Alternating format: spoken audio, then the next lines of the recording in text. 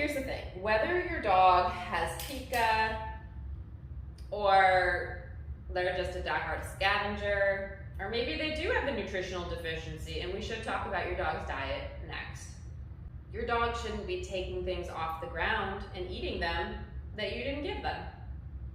The difference between a dog that counter surfs or gets into the cat food or scavenges rat poop out of your yard or eats sticks,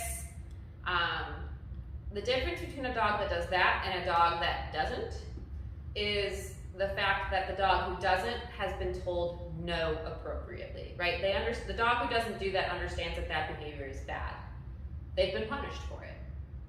They don't do that behavior because they know that it's wrong. They know there is a consequence for it. So they don't do it. It's that simple.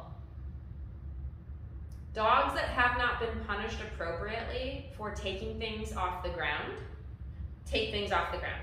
Dogs that have not been punished appropriately for counter-surfing, counter-surf. Dogs that haven't been punished for eating the cat food, eat the cat food. It's that simple. It doesn't, like I said, it almost doesn't matter why the dog is doing it. If you can objectively say, taking and eating things off the ground that I didn't give you is a risk to your health and happiness, then it's easy. You don't do it. You're not allowed to do it. And if you're not allowed to do it, we have to teach you that that's bad. In dogs, you're not going to be able to reason with your dog, for them to understand that it's bad. No, dogs understand clear, concise communication, rewards, and punishment, basically. And the absence of punishment is a reward. If you don't want your dog scavenging and eating shit off the ground for any reason, it doesn't matter if there's a psychological condition that's causing it, we need to modify the behavior. We need to teach the dog that behavior is bad and then show them what is good, okay? So like, for example, this is the We Feed Raw dinner food, so it's raw food. My dogs love it. I can drop it right in front of them. And they're not gonna go scavenging and they're not gonna take it off the ground. Why? Because I've punished them for taking things that I haven't given them. So it doesn't matter how tasty the treat is, it doesn't matter how badly they want it, they're gonna look at me and wait for me to give it to them, literally. Right? And then I can reach down and say, here, take it.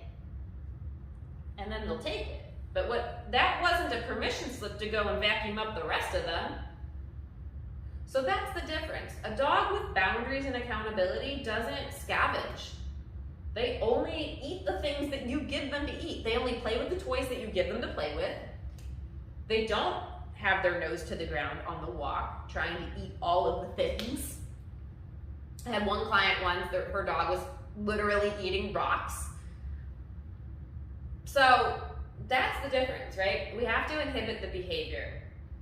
We have to change the behavior. We need to teach the dog that taking things off the ground is bad and taking things I give you is good. And the way they know the difference between good and bad is quite literally, it's the punishment or the lack thereof, right? There is no punishment, there's no discomfort associated with me giving them food. They can eat comfortably, pressure-free. What they cannot do pressure-free is take things off the ground.